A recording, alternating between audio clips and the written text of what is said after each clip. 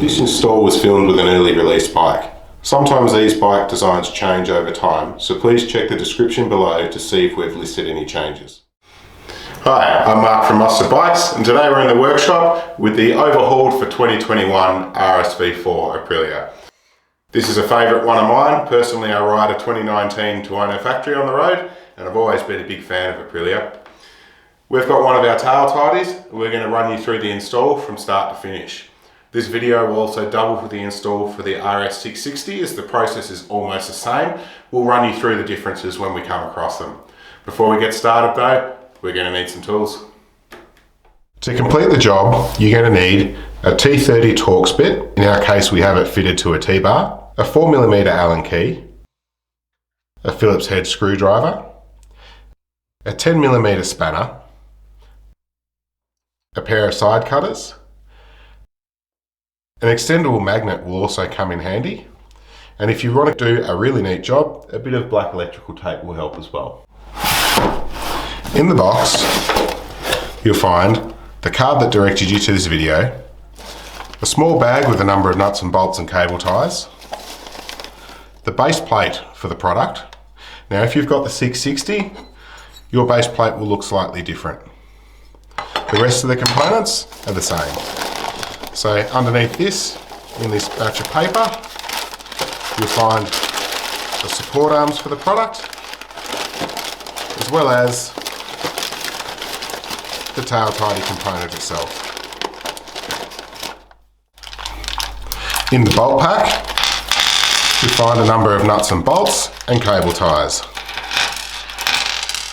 You find 5 cable ties, 4 nylock nuts, a 25mm male-female spacer, a 16mm M6 bolt, 4 countersunk bolts, and then in the RSV4 and Tuono, you'll also find this 3mm half nut. This isn't included in the 660 product. To start with our install, we're going to take the key and just remove the pillion seat cover or the pillion seat. Now, if you've got the 660, you'll also use the key to remove the rider's seat as well and take that off. On the RSV4, we don't need to. We can now take our 4mm Allen key in order to remove this trim piece. This will differ on the 660. Just remove the one bolt.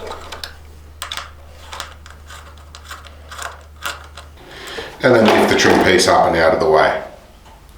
On the 660, you'll need a 10mm socket, and then remove the 4 bolts shown here. We can now pull out the starter relay from the RSV4. On the 660, you don't need to do this process. What we are going to do though, is just grab a rag and wrap this starter relay up in the rag, as this is live, and we're just going to put a rubber band around it.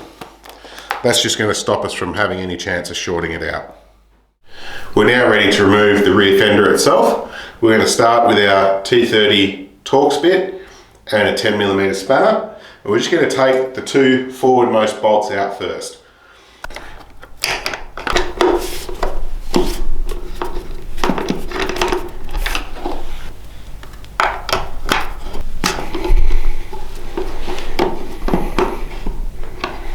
With the 2 bolts loosened, now's where the extendable magnet really comes in handy. We can use the magnet to catch the nut and just undo the bolt from underneath by hand. There we have them. The last bolt holding on the rear fender is hidden all the way up underneath here from underneath. We're going to use our T30 socket to get it.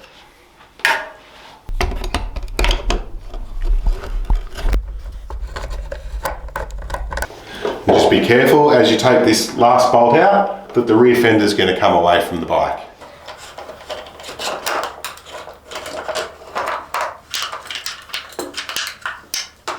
Now that that's come away from the bike, we've also got access to the wiring plug here. Just push in the little clip at the top and disconnect that one as well. With that, the whole rear fenders come away from the bike. We can now go and fit the indicators to the tail tidy and get the tail tidy prepped for installation. To disassemble the stock rear fender, we need to move to the underside here and just remove this Phillips head screw with a Phillips head screwdriver. With the screw removed, we can pop out this little cover here. We can pull all these plugs out, and we're just going to disconnect these plugs. To do that, there's a little clip on this side. Just lift that clip up and then pull the two halves apart. We'll do that for both these indicators. And then also for the number plate light, which is the white connector. For that one, we just need to push this little pin in here, and that will then come apart. With the plugs undone, we can take this sub harness. We're just going to undo it from these clips here. The third one along is actually pressed onto the plastic and part of the wiring harness, so we just need to lift that up. Then undo this one as well, and we can then feed this wiring harness through the main hole here and pull that one all the way through. We're going to use this with our install. And the next step is to remove these indicators. To do that, we need our 4mm Allen key and our 10mm spanner. And then we just undo the bolts.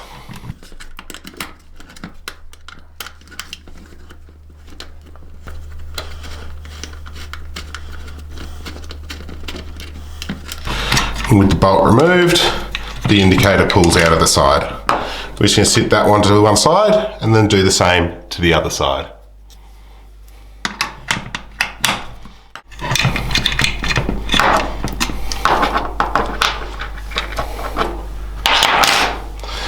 We're now done with this piece.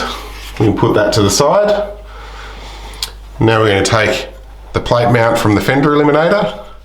We're going to position that the same way we had the rear fender and then reinstall the indicators in the reverse process. The one with the little red bit of tape here will go to your left side. So we just feed the wire through the big hole there. That same bolt that was in there goes through. And then we use the original nut on the back to do that up.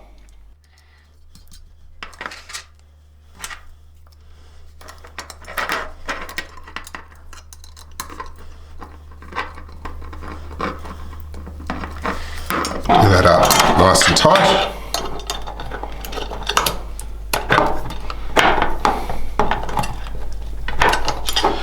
And then of course, we do the same to the other side. Now we have the indicators installed on both sides. We can take the arms for the fender eliminator and attach those to the plate mount. To do that, we're going to place this one over the top here, and then we're going to take one of the countersunk bolts and run that through either side. Put one of the nylock nuts on it, and then same on the other side.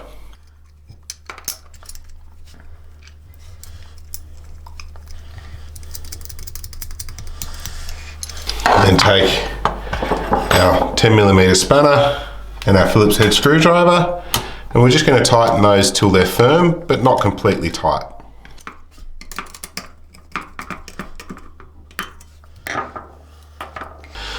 Once we've done that, we take the original sub harness and we're just going to plug everything in. This red one goes into the wire with the red tape on it. So just plug that in. The LED bolt goes into the white plug, and then the other indicator into the last plug. Now we have the wiring harness on the bike. We're just going to tidy up this wiring using some of the cable ties that came in the kit. The first thing we're going to do is just get rid of this paper test tag, as that shows up quite brightly. So that can just come off. Just clean that off as much as possible. And the other optional thing you can do is just tidy up this wiring with a little bit of black electrical tape. So we're going to do that. I'm just going to take this tape here. We're going to start around here.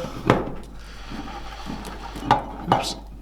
And just tightly wind this tape around the wiring.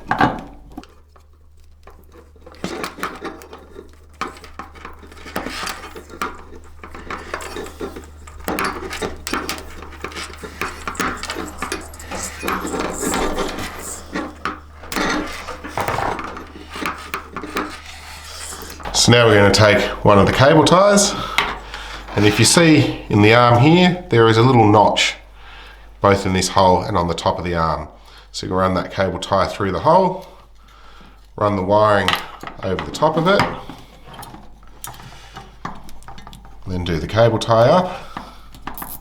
Just going to make sure this block sits on the inside, and then make sure those plugs are tucked up in there nice and neat, and do that cable tie up tight. We can then take our side cutters and just clip off the tail of that cable tie.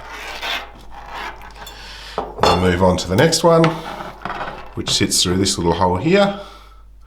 Same process, run it through, run the wiring over the top,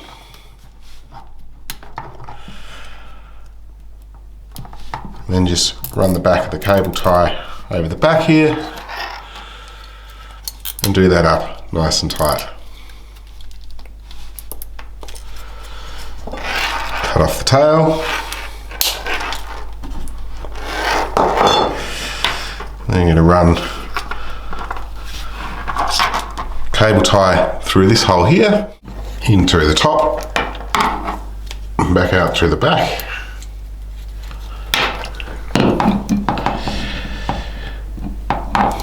Do that up nice and tight. And then same with these last two holes at the back here.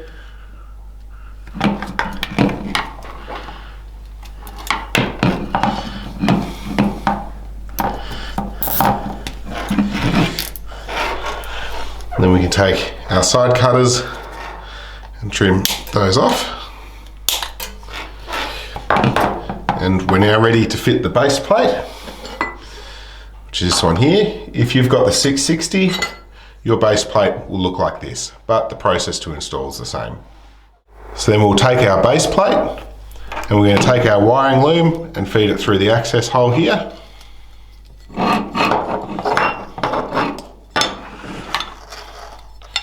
And then just line these holes up. We can then take our M6 countersunk bolt, feed that through the back here, and fit one of our M6 no-lock nuts.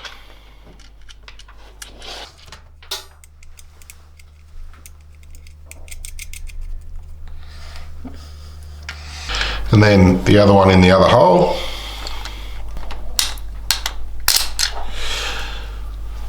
Along with the other M6 nut.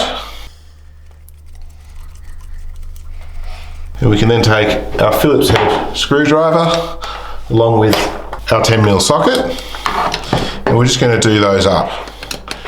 Now we're going to start by doing up one side, and once that's firm, we just need to check the alignment of this hole here. So we're just going to align that hole, and then we can tighten the other one as well.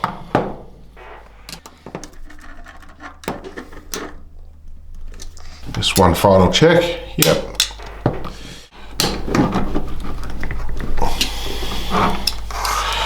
And that assembly is then ready to fit to the bike. Before we do go to the bike, however, we have one other thing to do. If you have the RSV4 or the Tuono 1100, we need to get this 25mm male-female spacer and the 3mm half nut, and just wind that half nut over the top of the thread here.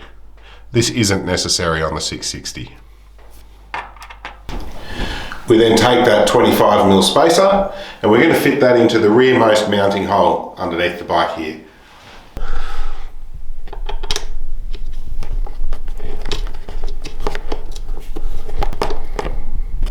And then take our 10mm spanner and do that up nice and tight. We can now take the fender eliminator and reconnect it to the main wiring harness. And then we're just going to feed that harness back up into the bike. And then we can position the tail tidy into its final position. We then take the 16mm bolt that came in the kit, and with our 4mm Allen key, put that in the rearmost hole and bolt it to the spacer that we just installed.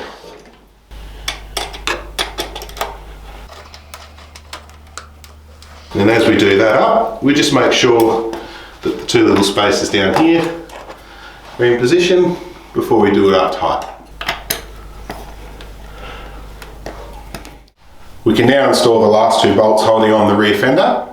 They're the original bolts that we took out earlier. This is where that magnet really comes in handy again. We're just going to sit the nut on there, then we take the bolt underneath and just hold it there while we wind it in place.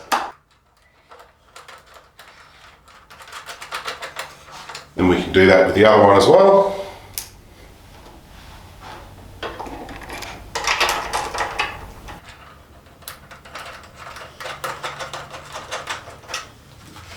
We can then take our 10mm spanner and our T30 Torx bit and do those two up.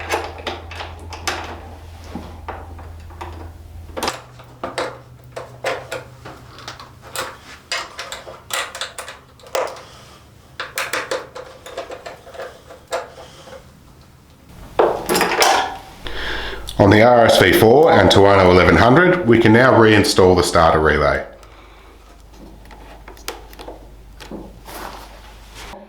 We can then reinstall the trim panel. On the RS660, that will be 4 bolts.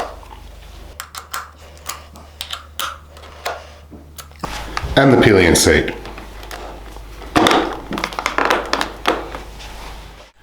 The last step to complete the install is we're just going to straighten up the plate mount at the back here. So you might just need to loosen off these bolts a little bit. There's a little bit of adjustment in there, so just make sure that it's nice and level. And once you're happy with how it sits, do those nuts and bolts back up. All we have to do now is fit our number plate. And with that, we've completed the install. Thanks for watching. We hope this has helped you with your install. If you haven't yet purchased this product and you'd like to, mustardbikes.com. We make a whole range of tail tidies for a whole range of bikes. Once you're done, don't forget to let us know how you went. We love seeing how our customers go. We love seeing their bikes. Facebook, Instagram, we're on all those platforms. Don't forget to like and subscribe. Leave us a comment. Thanks for watching. Until next time.